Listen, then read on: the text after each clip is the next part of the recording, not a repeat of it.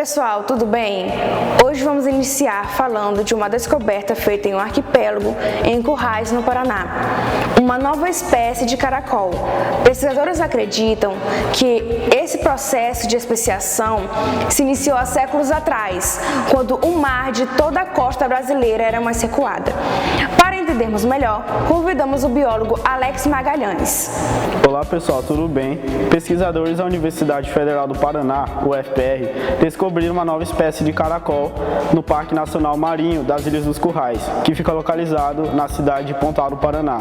Esse caracol foi batizado de Dreamaios currais e ele sofreu um processo evolutivo que se distinguiu do Dreamaios castilensis. Esse processo evolutivo é denominado especiação, onde uma espécie ancestral dá origem a duas descendentes, e o fator determinante para a origem de nova espécie é o isolamento reprodutivo. Existem três tipos do processo de especiação. A especiação alopátrica é um dos modos mais frequentes de especiação.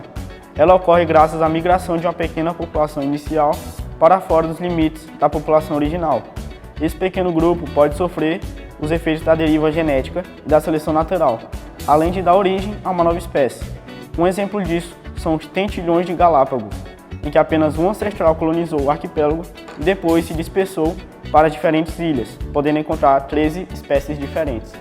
A especiação simpátrica é uma das especiações mais raras. Ela ocorre sem que haja separação geográfica. Nesse caso, duas populações de uma mesma espécie vivem em uma mesma área, mas não ocorre cruzamento entre elas. É comum observar que alguma modificação genética impediu esse intercruzamento, gerando assim diferenças que levarão à especiação. Um exemplo são as plantas parentais, que produzem descendentes poliploides. Portanto, os descendentes vivem no mesmo ambiente que os pais, mas são reprodutivamente isolados. Especiação parapátrica, ela ocorre em duas populações da mesma espécie, que também não possuem uma barreira física, mas sim uma barreira ao fluxo gênico, ou seja, na migração de genes entre as espécies. É uma população contínua, mas que não se cruza aleatoriamente. Caso tenha o intercruzamento, o resultado são os descendentes híbridos. Um exemplo dessa especiação é o caso das gramíneas Anthoxatum, que se diferenciou por certas espécies por estarem fixadas em um substrato contaminado com metais pesados. Dessa forma, houve a seleção natural para esses indivíduos que foram se adaptando aos genótipos tolerantes a esses metais pesados. Agora a bióloga Edna Farias vai explicar sobre a teoria de seleção natural. E hoje eu tô aqui para falar para vocês um pouquinho sobre a seleção natural. O que seria isso? Primeiramente, ela foi uma teoria desenvolvida por Charles Darwin, um importante naturalista. Essa teoria proposta por ele mudou todo o nosso entendimento sobre como as espécies se modificam. E a partir disso ficou evidente que existe sim uma disputa pela sobrevivência. E para que ocorra a seleção natural, são importantes alguns fatores, entre eles a variabilidade entre os indivíduos. O que seria isso? Suponhamos que eu tenho aqui um indivíduo, um mamífero de cor preta e um mamífero de cor branca. Como é que eu vou localizar a variabilidade entre eles? A variabilidade nada mais é do que a diferença dos alelos, ou seja, características dentro de uma mesma espécie, as diferenças entre eles. Outra coisa também muito importante, outro fator para que ocorra a seleção natural é a reprodução diferenciada. O que seria isso? Eu falei para vocês anteriormente sobre dois mamíferos, certo? Agora nós vamos colocar esses mamíferos dentro de um ambiente, numa região nevada. Agora, qual é desses mamíferos que está mais apto a ser capturado? O mamífero de cor preta. Por quê? Porque ele não vai ter como se camuflar na neve. Ou seja, essa reprodução aí, onde o indivíduo vai ter vantagem, é onde ele vai poder se camuflar, vai ter aquela vantagem sobre aquela região. E ele vai conseguir se reproduzir sem que os predadores consigam pegar os seus filhotes. E o nosso último fator para que ocorra a seleção natural é a hereditariedade. O que é isso? É a herança que esse indivíduo bem aqui vai passar para o próximo descendente. E que herança é essa? A cor que ele tem. Lembrando que para sobreviver na natureza não é força, não é questão de força, porque nem sempre é isso que garante que uma espécie sobreviva, e sim a sua simplicidade.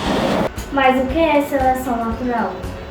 De maneira bem simples, podemos dizer que a seleção natural é um processo onde os organismos mais aptos conseguem sobreviver no meio, se reproduzirem e passar suas características aos seus descendentes. E qual é a importância da seleção natural? A importância da seleção natural, ela é cabível cabível ao próprio indivíduo. Como assim? Esses estudos, eles ajudam o indivíduo a saber qual é o ambiente que ele vai se pertencer, qual o ambiente que ele vai conseguir sobreviver. Vou dar um exemplo bem prático para vocês. Vamos imaginar que eu coloque uma galinha dentro d'água e afogue a cabeça dela. O que é que vai acontecer? Exatamente, ela vai morrer asfixiada porque não vai conseguir respirar. Essa situação mostra que a galinha não tem o que é necessário para viver em ambientes aquáticos. A teoria proposta por Darwin, ela tenta explicar ao indivíduo o seu meio de atuação. A galinha, ela sabe que ela não vai sobreviver dentro da água, então ela não vai. O homem, para ele poder se adaptar, ele também precisa saber os recursos que ele tem. Ah, então foi Darwin o autor da seleção natural? Foi Charles Darwin que propôs a teoria do processo de seleção natural. Ele criou isso com o intuito de explicar como os organismos sobrevivem, ou seja, a evolução desses organismos ao longo do tempo. Tia, quantos tipos de seleção natural existem? Existem 3 tipos de seleção natural. A direcional, como o nome próprio diz, ela vai direcionar o indivíduo, e esse indivíduo, ele é um indivíduo de fenótipo extremo, ou seja, ele é um fenótipo puro. Existe também a seleção estabilizadora, que é aquela que vem para dar o equilíbrio, ou seja, ela vai beneficiar o intermediário, aquele indivíduo que não possui qualidades excepcionais, mas também não qualidades ruins, aquele que se encontra no meio. Existe também a disruptiva, que é aquela seleção que vai beneficiar 2 indivíduos e vai desfavorecer um.